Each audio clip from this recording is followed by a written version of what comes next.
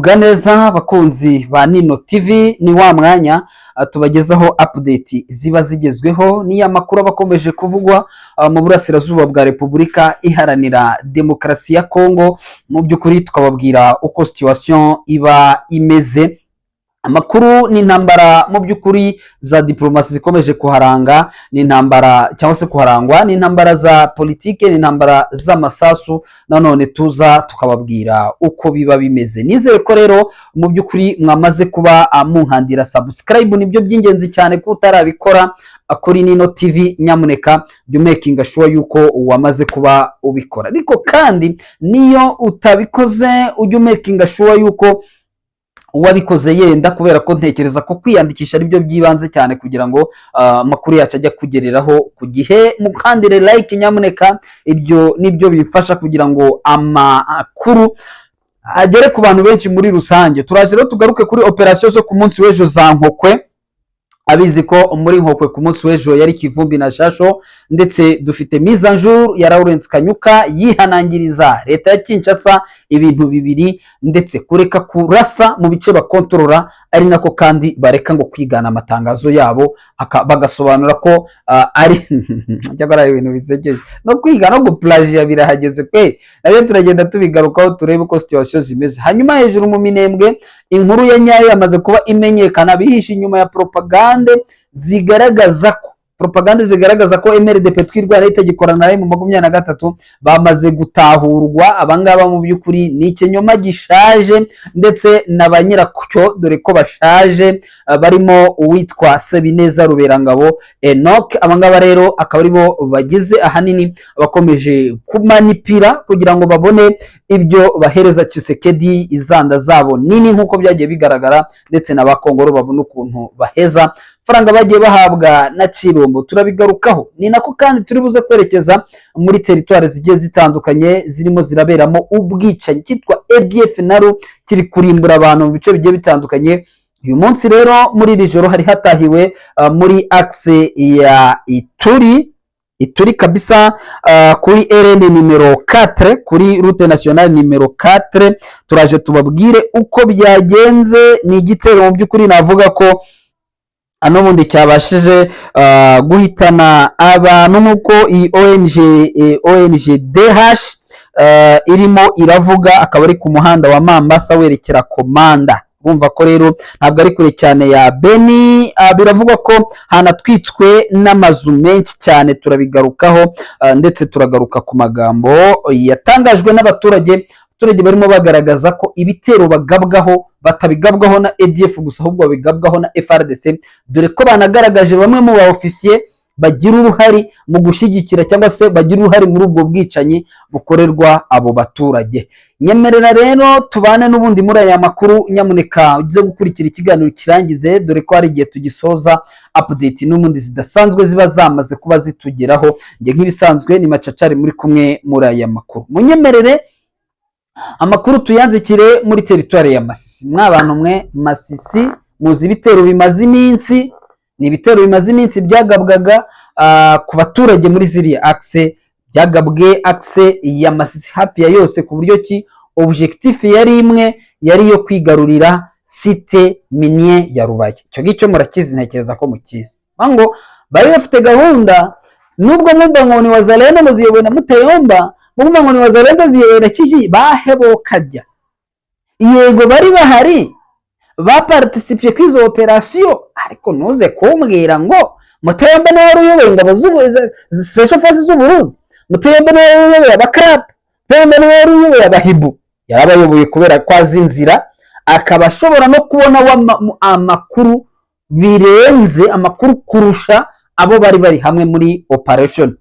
Cyo ngicyo cyumvikana neza, abashobora kuba arusha amakuru cyane cyane ko imiryango yose ihari, ndetse agerageza no guhamagara, urumva, agahamagara akabwira, akavugana n'abantu. Hano hari abasirikare, hano ntabahari, twaca ahangahe se hari OP ati ntazi hari, mwanyura ibintu nk'ibyo, wenda ni ibyo ngibyo. Hanyuma akababwira ati tunyura ahangaha, ariko nta ngabo za Mutayomba zishobora gushyigura na section ya AFC mu 23 wenyine, nta bundi bushobozi afite. Icyo gicyo kiranyagisha, ntabwo bishoboka n'aka na gato. Abangaba rero muri ibyo bakoze biragaragaza ko mu by'ukuri nubwo AFC mu 2023 nabonye guverineri wa Kivu y'Amajyaruguru nyakubahwa Bahati Musanga Erasto atemberera abaturage areba ndetse n'abagizweho ingaruka n'abo baturage, ndetse n'abaturage baza Kinigi abahereza amabati batwikiwe amazu n'ibisasu. Ariko ibi bintu ntabwo bwana guverineri, ntabwo ibi bintu muzabivamo, ntabwo mwajya mwubaka abandi basenya, ibyo bintu ngo abantu bazabivemo, ntabwo mwajya muhumuriza abaturage te n'abandi nabo ngo baze babice. Ikintu ntabwo kigenda neza. Cyo musabwa nyamuneka ni ugukubita Aduyi mwarekeye hariya, mwaramukubise byo yari yageze hafi ya Rubaye, muramukunguta pe byanyabyo byemewe, muramumanura. Aho mwamugejeje rero kuba mwarahamurekeye bigiye guteza izindi ngaruka.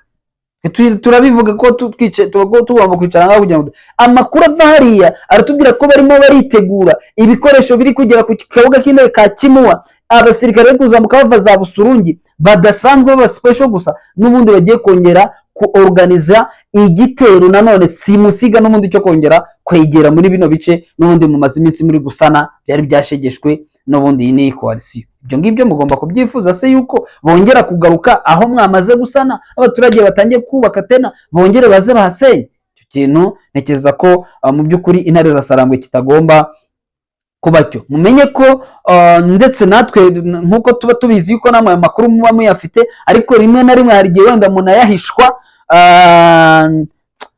sinzi buriya ntabwo hari ibyo tuba tugomba kuvuga n'ibyo tuba tutagomba kuvuga, ariko igihe ninza hicaranga nkababwira ni operation ziri hariya ziteye agahinda. Murabyibuka abana hariya nta ibikoresho bigenda hejuru y'amamodoka, ibikoresho bigenda inyuma y'abantu nkaho bitagiye ku rugamba. Icyo gihe narabivuze, mwarebye operation ukuntu zari zigiye kwinjira muri Rubaye. Ntabwo nabivuze bageze Rubaye, nabivuze bakimara gukubita Mitimingi na Gatoya. Abwiye ni umuvuduko bafite bitewe na force zihari ukuntu zihagaze, ndabivuga. Bambwiye ati ibyo bintu ntabwo wakabivuze, ariko hari ibyo tuba tubona bitagenda tuba tugomba kuvuga kugira ngo wenda ababifite mu nshingano zabo nabo bagira icyo babikoraho. Ubu rero kuba Aduyi yaje Nkokwe agafata ibisasa karasa muri Nkokwe, abaturage 2 bose bagapfa, abandi 8 bagakomereka,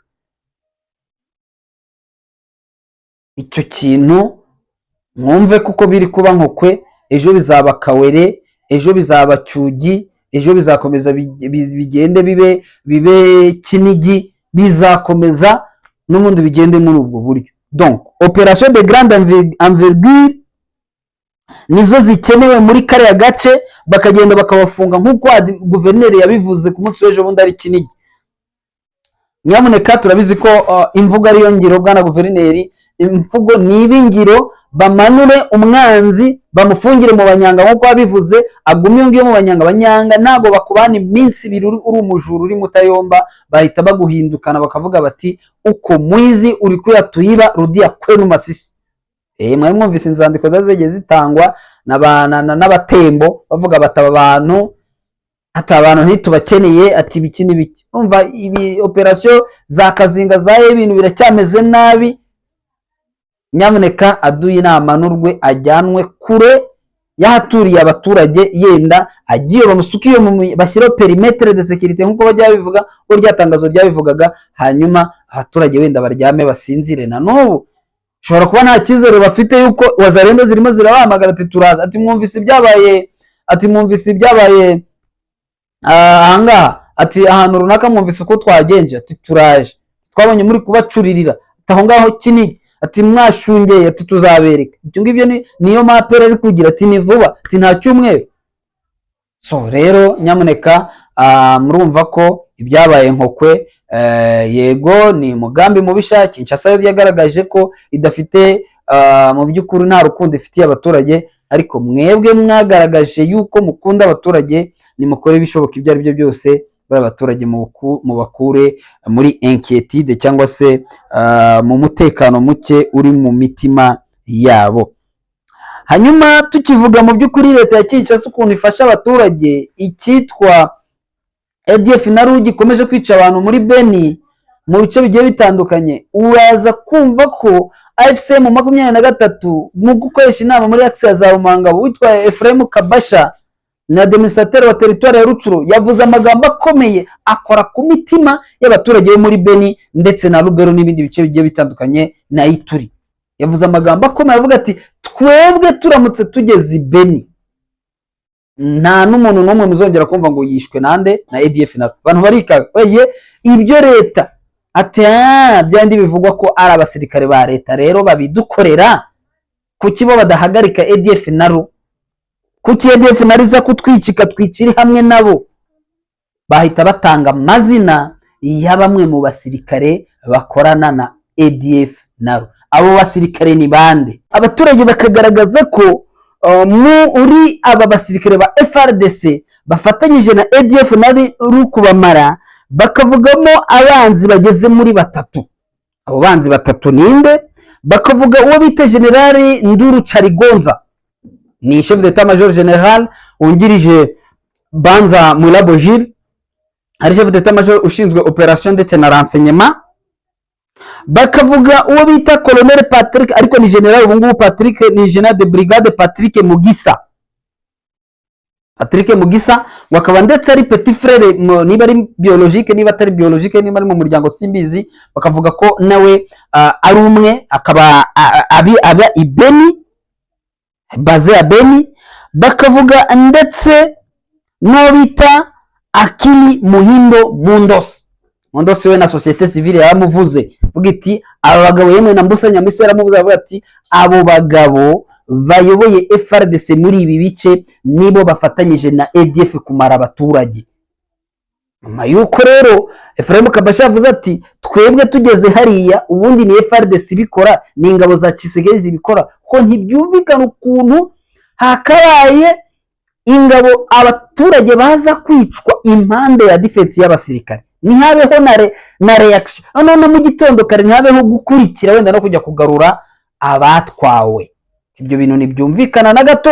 Ati tugiye gukora ibishoboka ibyo ari byo byose tubafungurira inzira, twebwe abaturage dushaka ko M23 mwebwe muza. Iyo makuru ariko tugeraho, ndetse ni nako abaturage bakomeje kugenda babigaragaza. Gusa nubwo ibyo birimo biraba, tubibutse ko aho bita muri Mbau Kamango, muri axe Mbau Kamango, abantu 8 babaye libere n'ibi byihebe bya ADF nabo byari byabatwaye.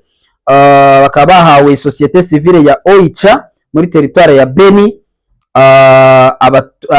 Inzego z'umutekano zikaba ziburira abaturage ngo kwitwararika cyane bitewe nuko ADF naro muri ibi bice ntaho zirajya. Tugivuga kuri ADF naro turasimbukira hejuru aho bita muri Hotwele, cyane cyane ku muhanda uva aho bita Isiro ujya aho bita Mumbere, aho bivuga ko kari muri territoire ya Watsa muri province ya Hotwele muri Republika Iharanira Demokarasi ya Kongo, ko byatangajwe na Nestor Mavudisa. Uyu nguyu ni umuvugizi wa 3e region militaire y'Ikisangani.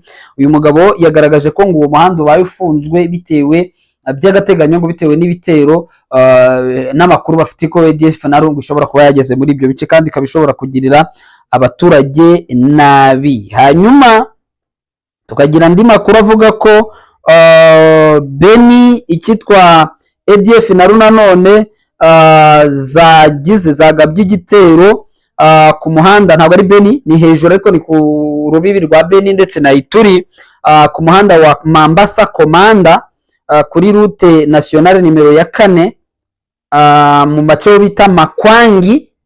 Biravugwa ko rero ahangaha naho hagabwe igitero na ADF naro zigatwika ingo z'abaturage ndetse zigatwika n'ikigo cya gisirikare cya FRDC. Ikigo cya gisirikare cya FRDC ngo nacyo cyatwitswe. Numva ko rero ari ibintu bitoroshye naka na gato. Numva ko ADF naro muri bira bice ziri kwigaragaza. Harasabwa iki? Harasabwa ubutabazi, ndetse nk'uko leta ya Kinshasa nabonye ivuga ngo bakeneye ubutabazi buturuka hanze. Sinzi rero uko bizagenda. Twihuse cyane rero duhite twigarukira muri axe muri axe ya Sud Kivu cyangwa se muri province ya Sud Kivu, cyane cyane mu cyerekezo cya Minembwe, aho ku munsi w'ejo inkuru zari zabaye inkuru zigaragaza ko M23 yashwanye na MRDP twirwanaho byakomeye, baraye barasaniye hafi y'inzu ya Zarias Ruberwa ndetse n'inzu ya Zarias Ruberwa, n'inzu niba ari inzu yande ya Zarias Ruberwa na uyu mugabo uri hano Goma za senateri Moise Nyarugabo. Ati ibyo bintu, so amakuru ahari rero magingo aya ngaya tugeraho aratubwira ko ubu tuvugana, amakuru atugeraho atubwira ko n'amafaranga yahawe bamwe mu tugara, utwo tugara turimo uwo bita Sebineza Enoch Ruberangabo, navuze Enoch Ruberangabo, navuze Moise Nyarugabo plutôt, niyo nabivuze haruguru, uwitwa Kongoro n'abandi butugara benshi bahawe amafaranga na Kinshasa ngo nibadivize, ngo nibashobora kudiviza MRDP twirwanaho apare na AFC M23 nabo bakayishyira ku ruhande. Ati bizaba byashobotse kuko twirwaneho ngo bazaba bayishoboye, twirwaneho urayizi nta nubwo n'ibyo bazabishobora kuko ntibishobora gukunda ko bariya bidiviza, ntibishobora gukunda, ntibyakunda bakwidiviza seba.